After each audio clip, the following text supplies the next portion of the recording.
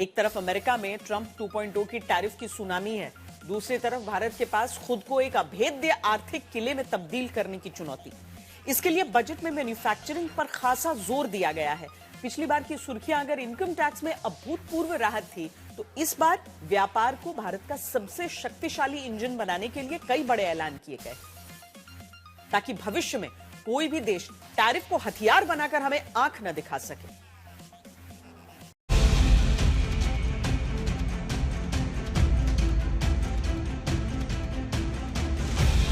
Donald Trump के tariff के तूफान का भारत कैसे मुकाबला करेगा, उसका जवाब आ चुका है। ये बजट वर्तमान के सपनों को साकार करता है और भारत के उज्जवल भविष्य की नींव को सशक्त करता है।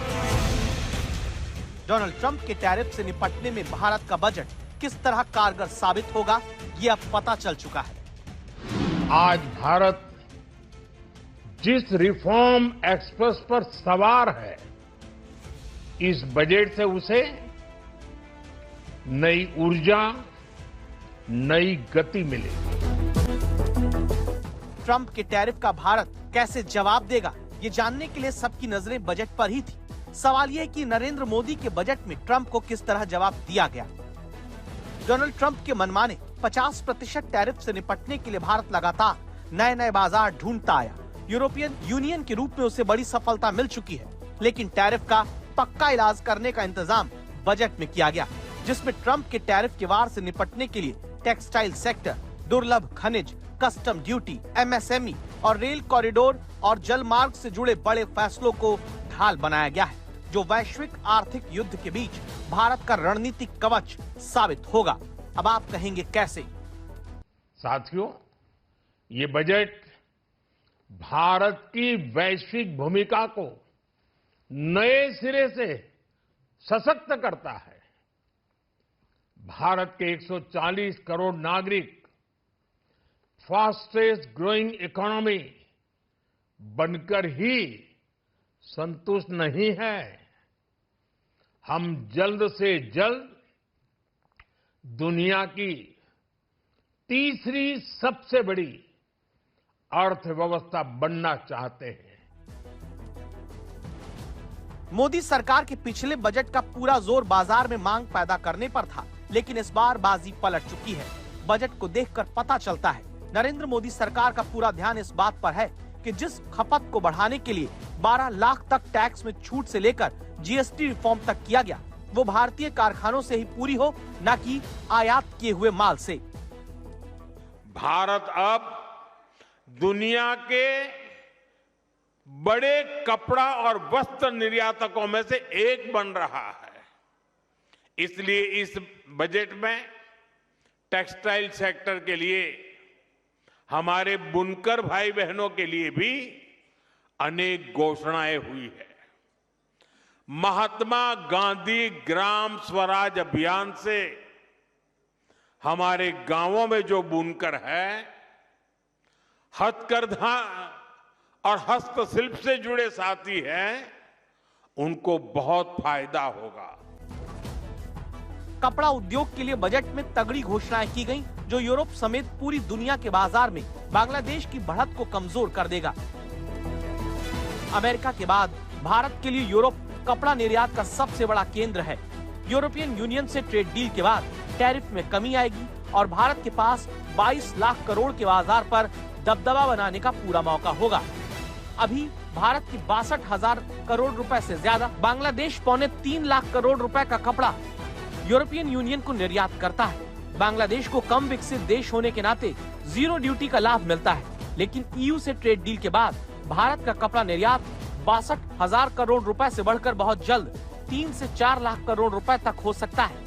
अनुमान है कि इतने भर से भारत में 60 से 70 लाख लोगों को नौकरी मिल सकती है। अमेरिकी बाजारों का पक्का विकल्प मिल सकता है। इसीलिए जरूरी है कि भारत लघु और मध्यम उद्योगों को विस्तार दे, जिससे भारत एक विश्वसनीय, टिकाऊ और उच्च गुणवत्ता वाले सहयोगी के रूप में सामने आए। इसी के लिए नरेंद्र मोदी सरकार ने टेक्सटाइल सेक्टर के लिए काफी कुछ कदम उठाए हैं। creating champion SMEs and supporting micro enterprises. Recognizing MSMEs as a vital engine of growth, I propose a three-pronged approach to help them grow as champions. Equity support. I propose to introduce a dedicated 10,000 crores SME growth fund to create future champions, incentivizing enterprises based on select criteria. कपड़ा उद्योग भारत में 4 करोड़ लोगों को रोजगार देता है। Expert का मानना है कि अगर सब कुछ उम्मीद के मुताबिक हुआ तो भारत का टेक्सटाइल सेक्टर बांग्लादेश, पाकिस्तान और तुर्की जैसे प्रतिस्पर्धियों की इंडस्ट्री के लिए किसी सर्जिकल स्ट्राइक की तरह होगा। Bio pharma Shakti mission, semiconductor mission 2.0, electronic component manufacturing scheme, rare earth corridor का निर्माण, क्रिटिकल मिनरल्स पर बल, टेक्सटाइल सेक्टर में नई स्कीम, हाईटेक टूल मैन्युफैक्चरिंग को बढ़ावा, चैंपियन एमएसएमई तैयार करना, ये फ्यूचरिस्टिक है। ट्रंप के टैरिफ का मुकाबला करने के लिए मैन्युफैक्चरिंग की मजबूती और देश का निर्यात बढ़ाने के मकसद से कई सेक्टर में कस्टम ड्यूटी घटाने का ऐलान किया गया है। एक उदाहरण देखिए, बजट में एयरक्राफ्ट बनाने में इस्तेमाल होने वाले प्रमुख घटकों पर बेसिक कस्टम ड्यूटी में छूट देने का प्रस्ताव किया गया। सरकार का मानना है कि इस फैसले से भारत में एयरक्राफ्ट मैन्युफैक्चरिंग की लागत घटेगी और देश को ग्लोबल एरोस्पेस मैन्युफैक्चरिंग हब बनाने की दिशा में तेजी लाई जा सकेगी। इसी तरह सरकार ने बैटरी बनाने में इस्तेमाल होने वाले सामान पर कस्टम ड्यूटी में छूट का ऐलान किया। इससे इलेक्ट्रिक गाड़ियों और 2 पहिया तिपहिया वाहनों की कीमत में कमी आने की उम्मीद है। भारत में बैटरी बनाने की लागत कम होगी। लोकल मैन्युफैक्चरिंग बढ़ने से बैटरियों पर लंबी वारंटी मिलेगी। इसके अलावा जिस तरह से सरकार ने लगातार इंफ्रास्ट्रक्चर को बढ़ावा देने के लिए 12,20,000 करोड़ रुपए रखे, उससे आर्थिक विकास की रफ्तार बनाए रखने की कोशिश की गई। अमेरिका ने भारत पर टैरिफ लगाया तो भारत ने जीएसटी में राहत से लेकर कई रिफॉर्म का ऐलान किया। लेकिन बजट में जिस तरह टेक्सटाइल, फार्मा और एमएसएमई को ताकत देने की कोशिश की गई, वो वर्तमान और भविष्य में किसी भी टैरिफ के हमले के खिलाफ कवच साबित होगा।